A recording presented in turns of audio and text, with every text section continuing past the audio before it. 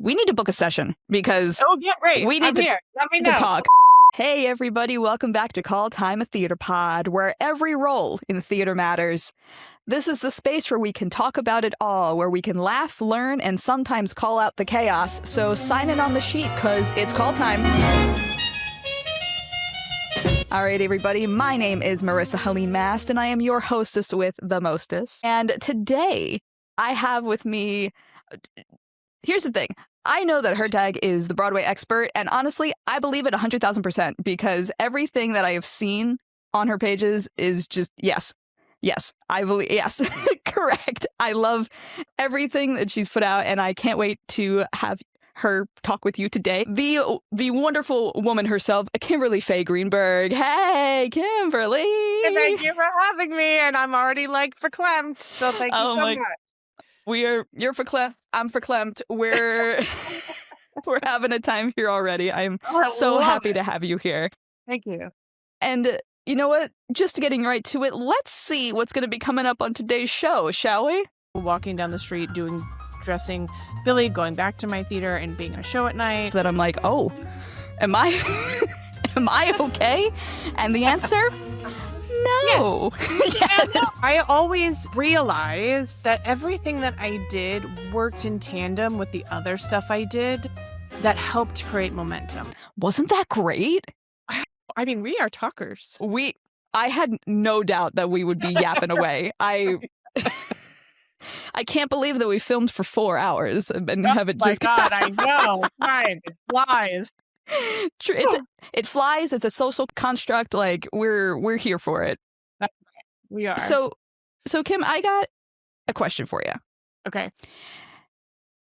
In my heart of hearts, I truly believe that there is good theater cringe and bad theater cringe, and I would love to know what you would put in those categories. Good theater cringe. New musicals, friends. New musicals, okay? I'm all about a revival. I'm all about a movie musical, but there is so many other new works out in the world that are, thriving, but just don't make it to Broadway just because of the corporate idea of Broadway and how much money it takes. So new musicals anytime, and new performers who haven't yet made it to Broadway. Like, let's see some more Broadway debuts, especially in the over 35, 40, 45, 50, 55 and up range. Agreed. There is so much talent out there that just hasn't had the opportunity yet to do the thing on the Broadway. All theater is great. Like, there's great theater everywhere, but it would be cool to see more new faces. Agreed. Very, very much agreed. Mm-hmm. And your bad theater cringe? My bad theater cringe? Oh, Lord. Let's not throw our fellow performers under a bus, let's just say. This is like a really old story. I guess I can share it now because it's so old. But when I was doing, and this applies all across the board, when I was doing a community theater production of Annie many moons ago, I was in junior college at the time because I went to junior college, or maybe I was even in high school. One or the other. But this was before I went away to school, and maybe a couple years before I really started doing professional theater. I wasn't too far off from that. And I got cast in this awesome community theater production of Annie that I had been cast in this theater before. And they were so nice. And they're like, what part would you like to be, right? And they'll try to put you in the part that you ask because it's community theater. And I was like, well, I think the only part in here I'm really right for at the age I'm at, because I can't be an orphan and I can't be the older characters, is maybe like the star to be potentially, like the one big. And then they did cast me in the star to be, and then it was abruptly taken. Yes, because one of the kiddos who was really lovely in the show, her mother was also in the show with us. The mother said, who was cast in Mrs. Perkins, which is still a great part, got a really nice solo later on in the show, said, I won't do it unless I'm the star to be. Oh my. So they traded us out. And that was my bad theater cringe because it actually, and I loved doing the other part, so it all worked out fine. But it taught me a very good lesson in life, which is in theater, you cannot take anyone's word for anything until you're actually doing the thing. Because there's just so many circumstances over my course of my career, and of course of everybody's career, where people make promises they don't keep, or they say we want you for this and this doesn't happen. And I don't think anybody actually doesn't mean well from it a lot of the time. Some of the time. It just is what it is. But Yeah. yeah, that's my bad theater cringe. Let's not throw That's perform under the bus yes. or do things that are kind of not very nice. That's also wild because I too had a role in Annie Jr. that was taken away from me and switched with somebody else because a mother complained. And I was supposed to be Lily St. Regis. And then they made me Mrs. Greer. Oh, I'm sorry.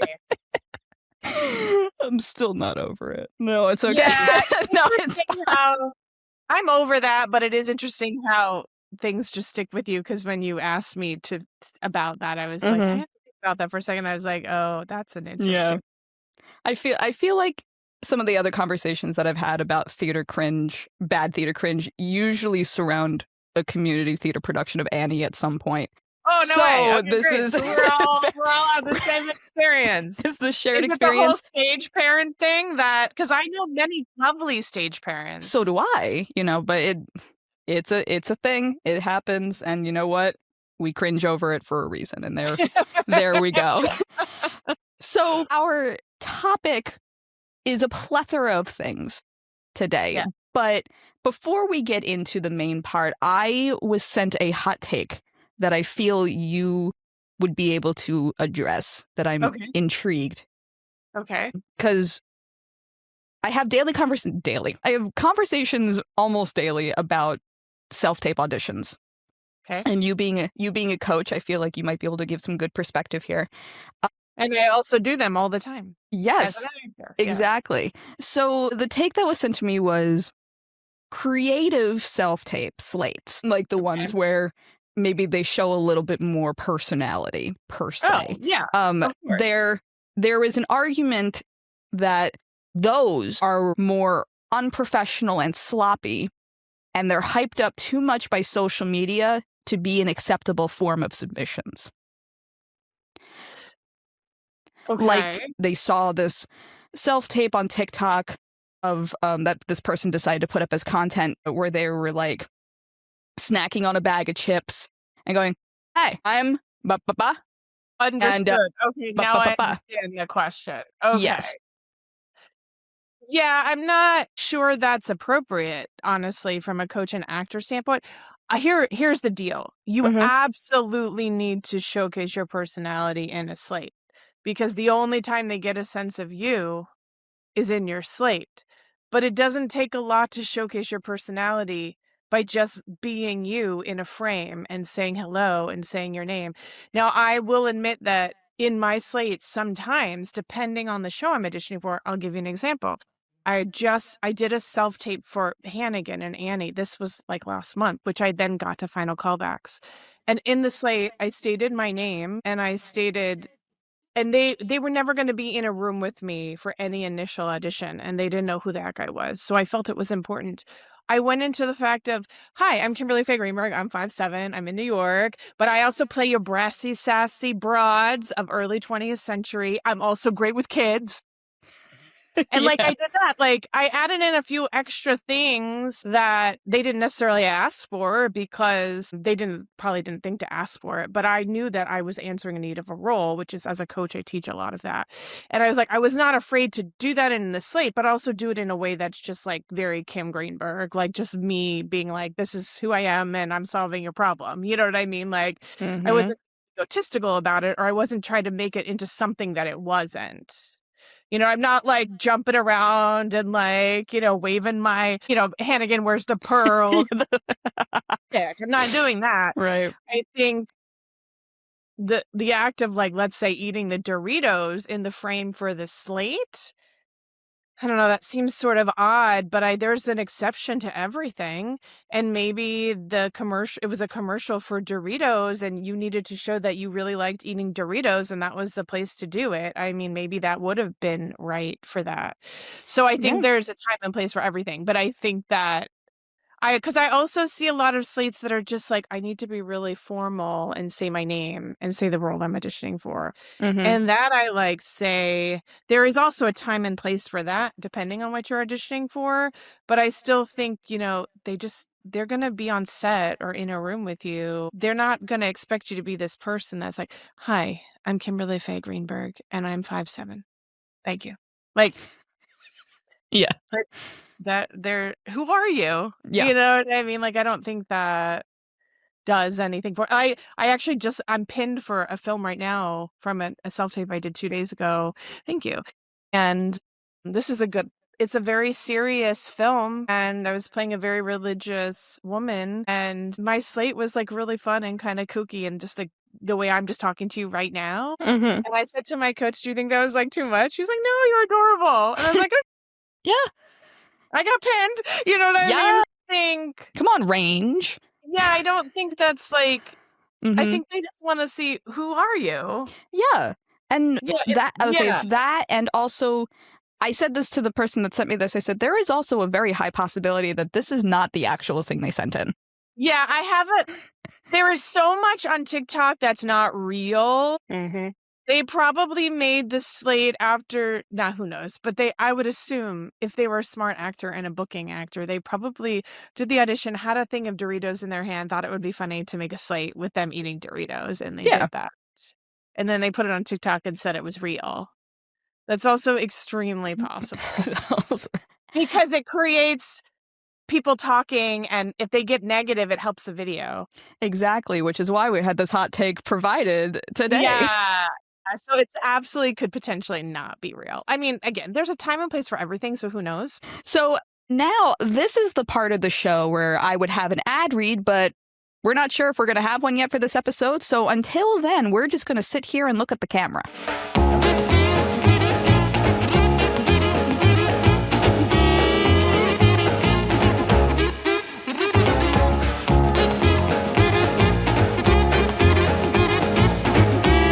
All right, we are here at Call Time at Theater Pod with Kim Greenberg, and we're talking.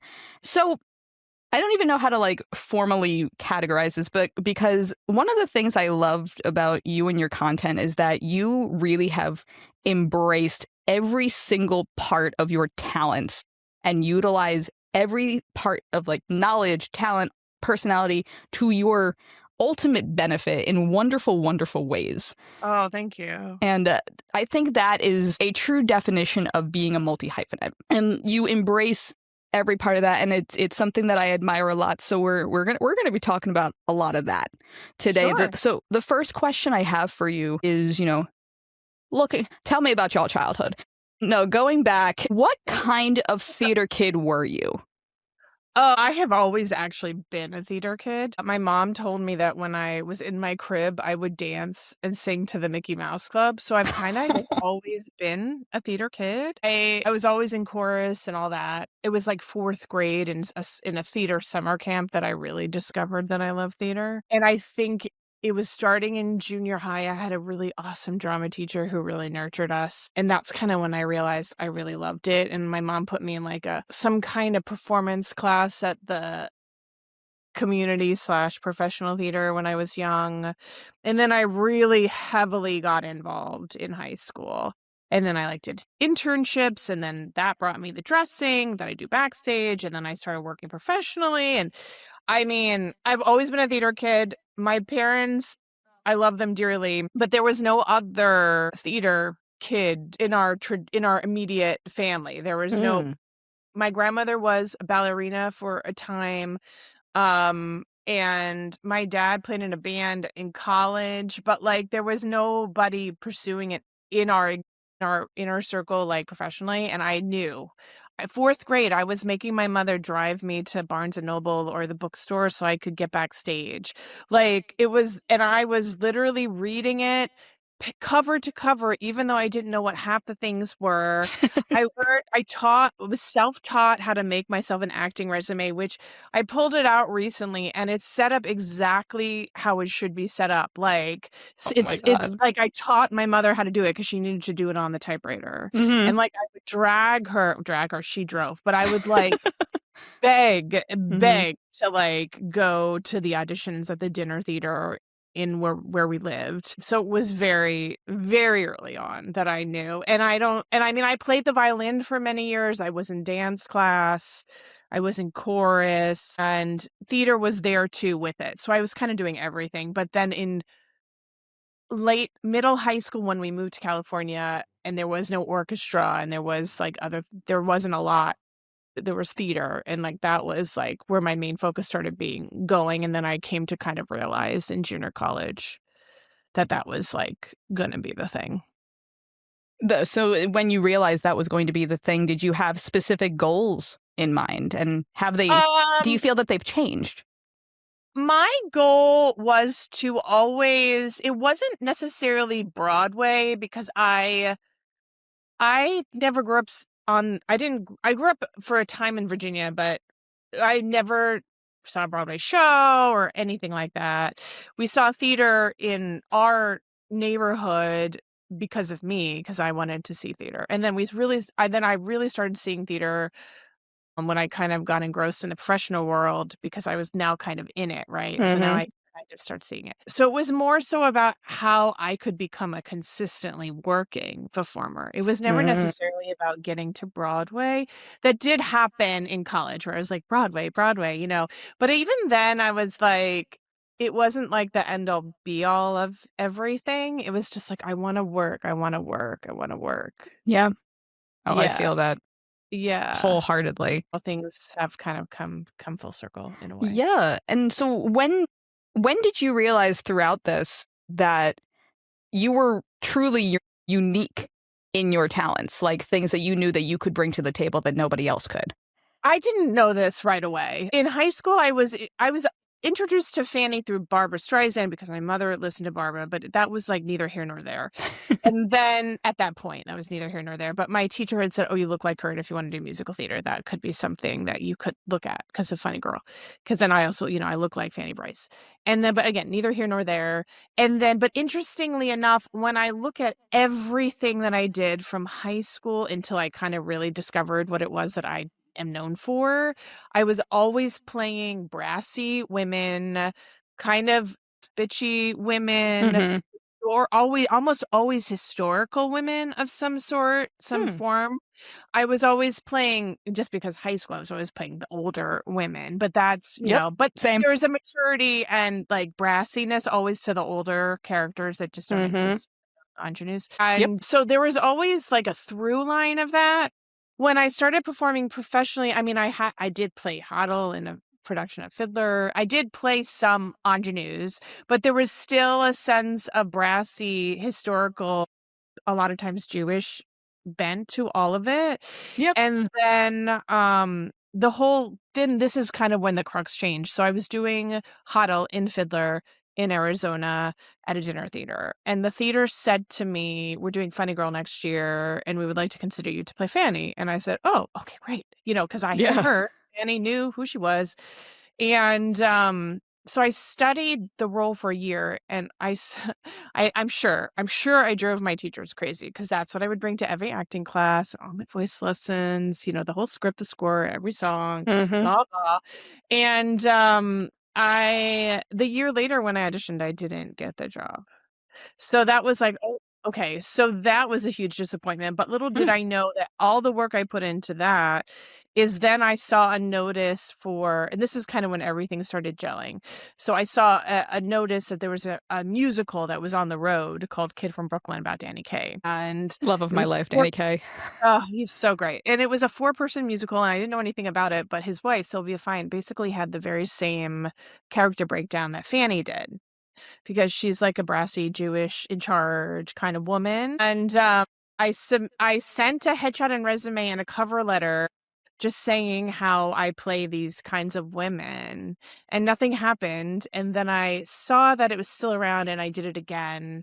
And then I got a call to go to the EPA open call for it. And I went. And then I got a call back where I sang like 8 bars and read like part of the scene. And they said, thank you. And I thought for sure I didn't book it. And I remember going into the holding room. And one of the girls who I'd seen at many auditions said, I bet you booked it. And I was like, how could I book it? I was in the room for 2 minutes. Like I wasn't in the room for that long. She's like, I Mhm. just had this feeling. And I did book it. And that's kind Amazing. of, and I was told I booked it. I almost didn't book it because the director was like, she reminds me of my wife. And they were like, this is exactly why you need to cast her, right? Come to find out his wife was in the show as the role. Oh. Or like it's kind of that kind of story, right? Yeah. Yeah, which is why I never saw an audition for it. So I went in and replaced her. That's wild. And then eventually she came back to the show and then I was not with it anymore. But what happened is I ended up doing that and then I ended up Brian Childers, who played Danny, was part of a different Danny Kaye show before that. It was a 2-person musical, and that ended up kind of coming full circle. And I ended up workshopping that in New York and opening that off-Broadway. And then another writer saw me play that part and was like, oh, that's a Fanny. Because of course it's a Fanny, right? Because initially I used the whole idea that I played this kind of woman to get the other part.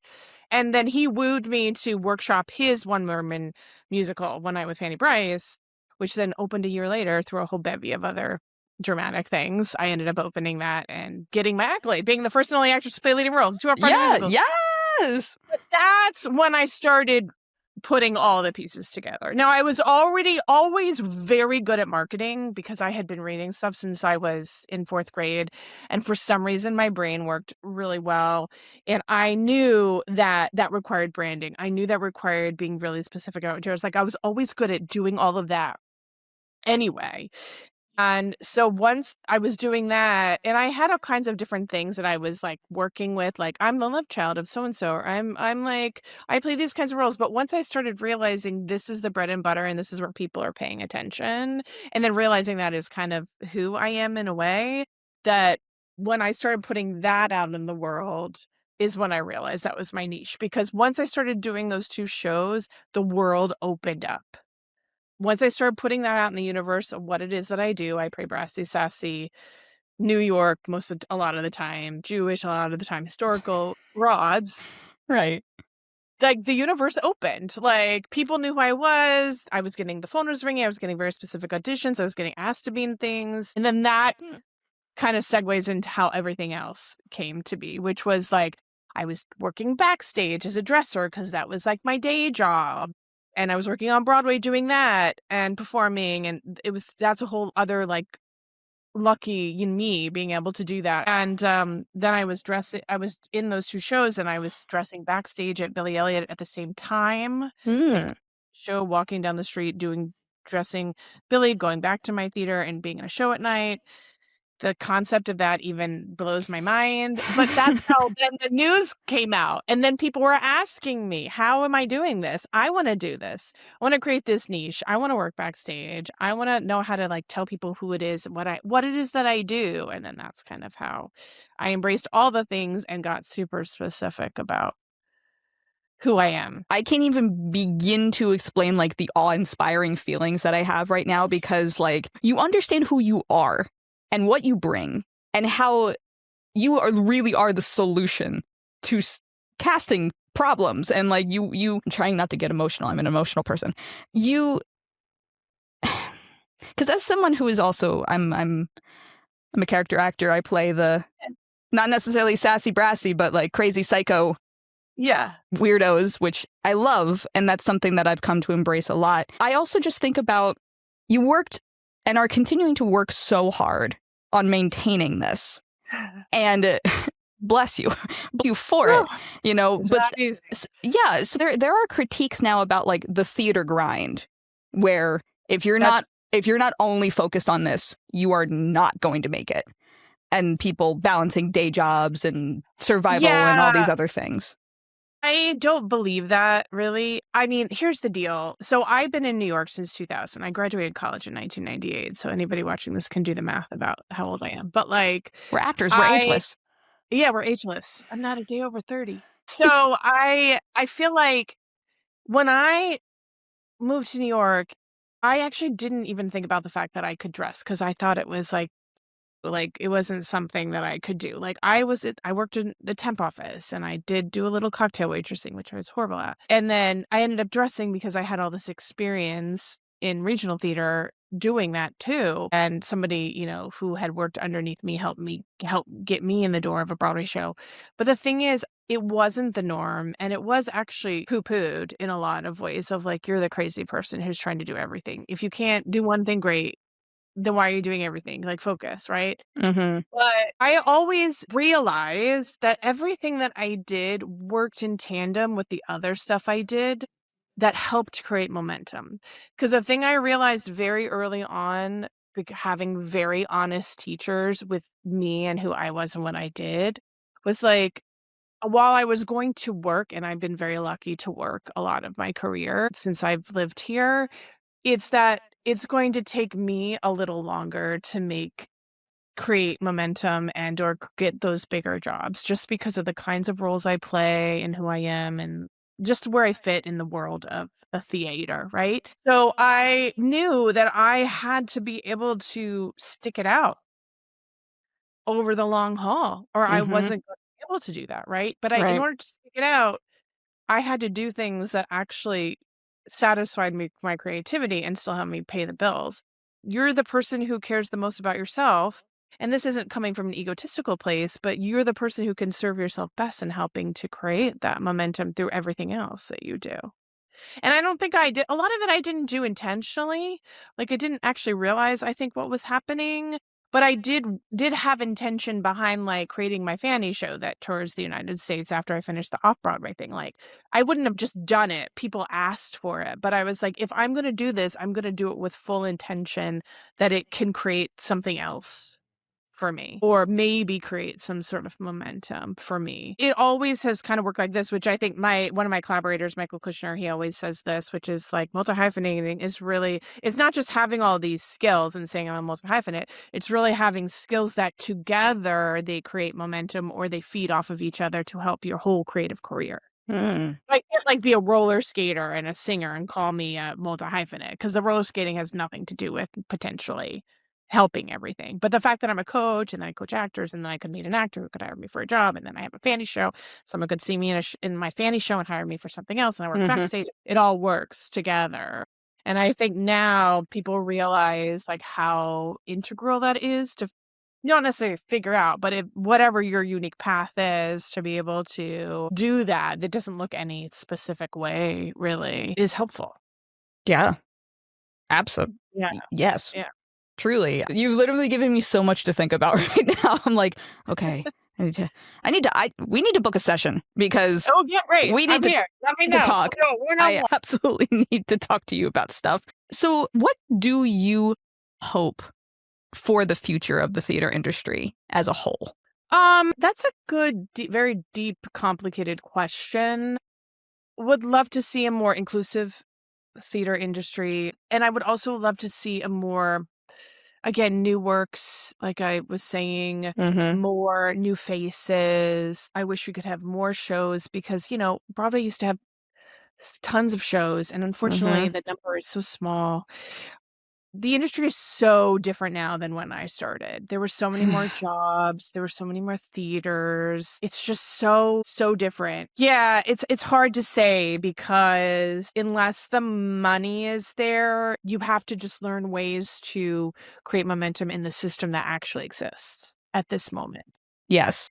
Yes. As much as we would like to change the system, until you have the gazillion dollars to open your own Broadway show, that's not a thing. You're smarter to find your way in the system that exists to get your art out there and to get who you are out there so that you can then help to change it in other ways. Do you think that it's just as important now for artists to also have and become more business minded and have business heads in order to maintain and sustain a career? You have to. Yeah. You have to. Because it, again, super, while the industry has always been saturated, like when I would go to open calls as a non-union actor in, let's say, 2005, let's say, there was just as many people in a room in a line to get an audition appointment. But now there are potentially more people wanting to pursue this industry just because of the way that like the TV shows have made it look that have been popular in recent years, the glamorized version of what we do, which isn't what we do. And then there's now so many, like when I was in school, there was like 3 BFA programs and that was it. If you wanted to BFA, you went to Juilliard or you went to like 2 other schools, right? Mm-hmm. My school got a BFA program, I think the year after I left or something. So like, it's very different now. So yeah, in order to let people know who you are in a world that moves super quickly, especially with social media, nobody has time to look at you, to think about what you do. You have to tell people, and then you have to be knowledgeable about what that means to them at solving their problem at that exact moment. So it's like, yeah, you have to be savvy or it's just like you're done. It's done. Yeah. And I think the biggest blessing that has come to me, I'm not saying the pandemic was a blessing, it was not, but I'm saying that time that was given to a lot of us to learn and literally stop and go, okay, what can I do to get ahead? What can I do to, as soon as everything is opening up again, hit the ground running? Yeah. Keep on moving. And even though that journey alone has already been, it's still more than I knew before. Yeah. And I feel like people really need to take advantage of as many resources and wonderful coaches such as yourself. Thank you. And get my book, friends. Yes. Oh my God. Guys, she has a book. Get it. I have a book. Oh my gosh. Book. I need to buy this book. Yeah, buy my book. I'm gonna Not at the drama bookshop or from me. I'm gonna business and marketing strategy for the proactive performer. Incredible. But that's literally why I wrote this, because I was like, I didn't have this information. And I was like, I need people to have it because there are plenty of gatekeepers in this business, don't get me wrong, but I am not one of them. And not only am I not one of them, but it's just like, please help others because that actually helps you. Especially where actors are concerned, because everyone gets weirded out, like, they're my competition, blah, blah, blah, blah, blah. I'm like, no, they're not. They're not the ones hiring you. You should all be nice to each other in the holding room. Right. Help each other out. You know what I mean? Like, there's this whole weird competition thing that you're very different than the person sitting next to you. You know what I mean? Like, you're not the same person. They're not your competition. You can't do anything about what the 5 people behind the table are going to say to you. You know what I mean? Or do. They have no control over that, friends. You know what I mean? Like, it's just not a thing. Truly not. Yeah. It is not a thing. Not a thing. It's not a thing. It's not a thing. It's not a thing. And later it might be a thing. And if you treated them really poorly, they're not going to hire you. Exactly. Alrighty, everybody. It is now time for everyone's favorite part of the podcast. And the only reason I know it's your favorite part is because y'all keep telling me and whispering about it in the corner. And by telling me and whispering about it in the corner, I mean, I'm going to say this until you are talking about me and whispering in the corner about the green room games. I'm really good at introductions these days. Anyway, so today's green room game is a very popular one that I love. It's called Show Schmo, which is where we are going to go back and forth a few times and we're going to take a show, describe it as weirdly or vaguely as possible in one sentence, and the other person has to guess. Kim, are you ready? I'm ready. Awesome. A cub deals with grief, gaslighting, and eventually takes back his dad's job. Lion King. Yes! Yes! I love Hamlet. Lord, awesome. I did not be good at this. Okay, go ahead. Anything's possible with rhythm and rhyme, including this acid trip with 2.5-hour runtime. Anything is possible with rhythm and rhyme? Immediately I thought Mary Poppins, but it's not Mary Poppins. No, it is not. It's Acid is Acid Queen. That's what I go to. Tommy? It's not Tommy. Who is it? It's Seussical. I don't really know Seussical all that well. Fair enough. I thought, but it was a good rhyme. So that's why I should have known. 6 women finally get their turn to speak and absolutely roast their ex. Oh no, I'm suddenly now the fakest theater fan. Hold on. Because there's like 3 things that came to mind and I was like, wait. Okay. Is this Suffs? No. No, Should I say it again? Yes, do it one more time. Otherwise, I feel like our friendship is quickly ending because I don't know. Listen closely. Okay. 6 women finally get their turn to speak and absolutely roast their ex. I'm a silly goose. It's 6.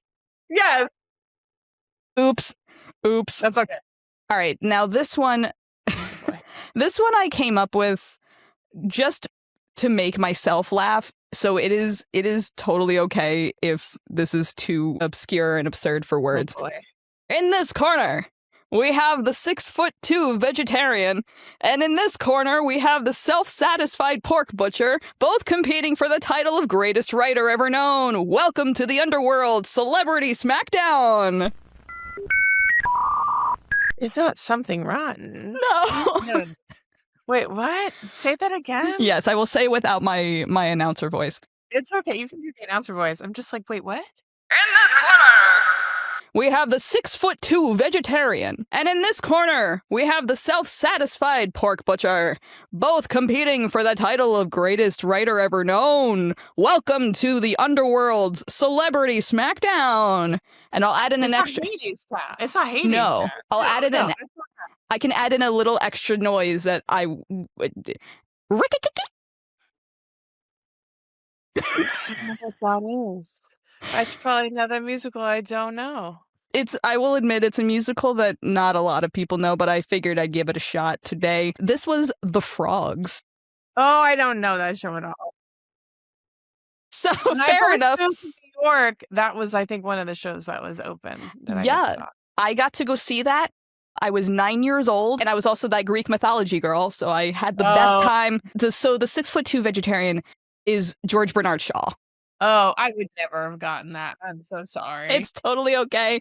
I'm weird. I unfortunately I didn't even look that up. I just knew that about him, as well as the self-satisfied pork butcher was a way that somebody once described William Shakespeare, and I think that's the funniest thing I've ever heard in my life. So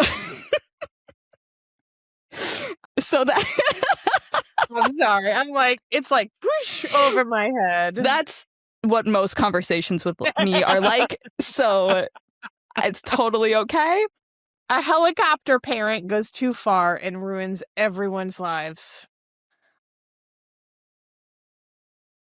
Oh my goodness, hold on. I will admit that when you immediately said helicopter, I was like, Miss Saigon? Oh wait, no, we got to keep waiting for the rest of the sentence. Helicopter parent, yeah.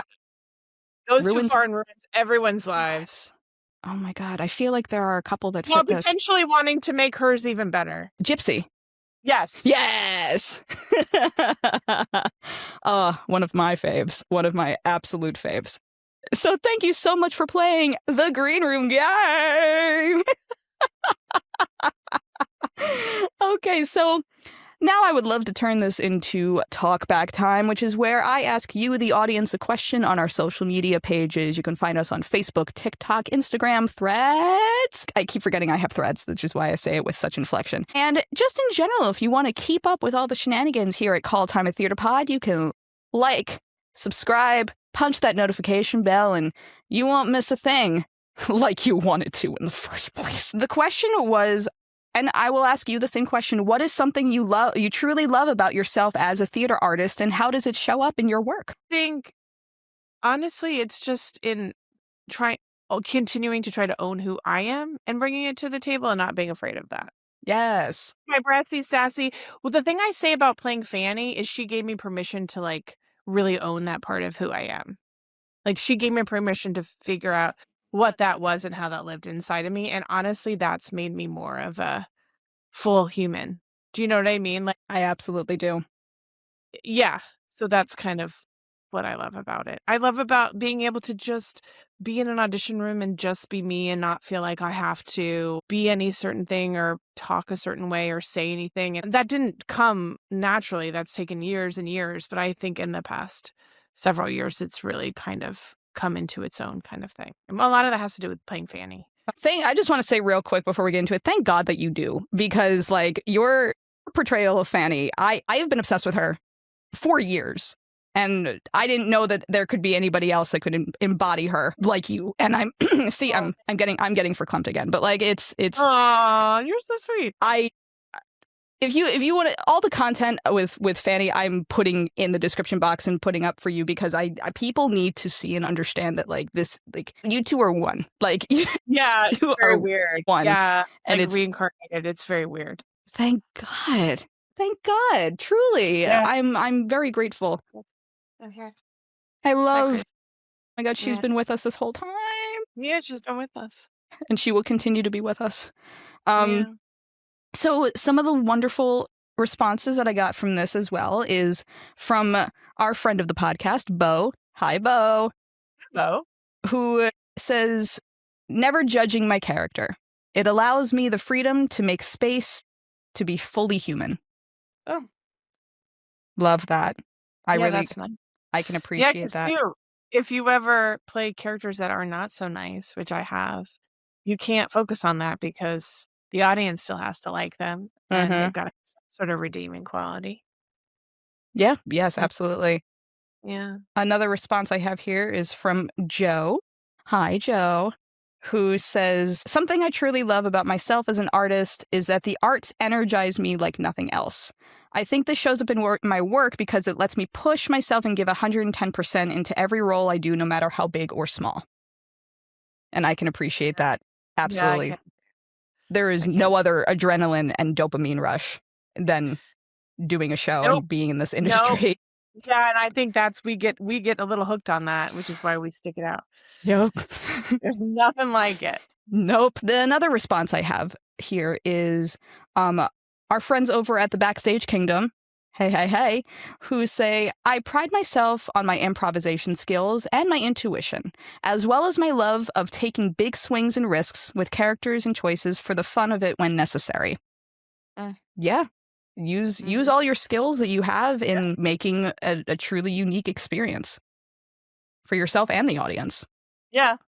I love that. You don't want to create the same thing every time you do it either. So that makes sense. And then I would like to share my own response to this because this has been a journey of mine to kind of figure out what it is I actually like, because I've been through the many brands of Marisa Helene Mast over the years. At one point, I also tried to brand myself as the other funny girl because Fanny was an influence on my life as well. There was the jazz singer Marisa, there was the Fanny Bryce girl Marisa, there was the, and now there's the Marisa, which is, that's how it should be. Yeah, that's how it should be. Yeah, and because there are roles that I have played multiple times now, unexpectedly, where I'm like, I didn't think I would ever fit in this kind of role, but it was waiting for me. And I think the thing I love most about myself as a theater artist is just letting the authenticity come through naturally and seeing where that takes me. And just embracing the Marisa and seeing how that shines through. It's the best way to relate to characters anyway, because the only thing you can bring to the role is your own experience. Yeah, which I will ultimately say mostly for the bit, which is why I'm kind of concerned whenever I play such psychopaths that I'm like, oh, am I okay? And the answer, no. Yes. Yes. Absolutely. I think you're fine. Yeah, no, it's just my ADHD. It's really, and I encourage all of you to embrace every single part of yourself as a theater artist. Kim, I think you would say the same thing. And please let me know your thoughts and feelings in the comments below because I genuinely want to hear from you. And now, Kim, believe it or not, we are coming to the end of our time here together. Time is a social construct. It is absolutely crazy. But before we go, I want to hand this over to you for a moment and just ask, where can we find you? What are you working on? And anything else you would like to let us know? Thank you so much. Well, you can find me on everywhere, pretty much. Well, not everywhere, but you can find me everywhere. You can visit my the BroadwayExpert.com website, which is my coaching and You can find my book there, or you can find it on Amazon or the Drama Bookshop if you're in New York. You can find my many classes and my one-on-one coaching and how to work with me. You can follow me on all the socials. If you're curious about Fanny Bryce, my solo show that travels the country is also available to stream online and or be booked in theater seasons. So you can go to fabulousfannybryceshow.com, and I have some other irons in the fire, even including some Fanny show possibilities in the fire. Watch the many videos and give me a shout out. Yes, absolutely. All this information is going to be on screen in the description box below because we need to just boost each other. And you absolutely deserve to have all the people look at, this sounds so weird. All the people should be looking directly at you. Yeah. And yeah, anytime, honey, anytime. So I'm so glad that I was able to have you on today. You are an absolute joy and delight, and I'm so excited for everything that's coming forward for you and continuing with your success. Yeah, and I want to thank all of you so much for signing in on the call sheet and tuning in to Call Time a Theater Pod. My name is Marisa Helene Mast. You are the audience. Bye-bye now. Bye-bye.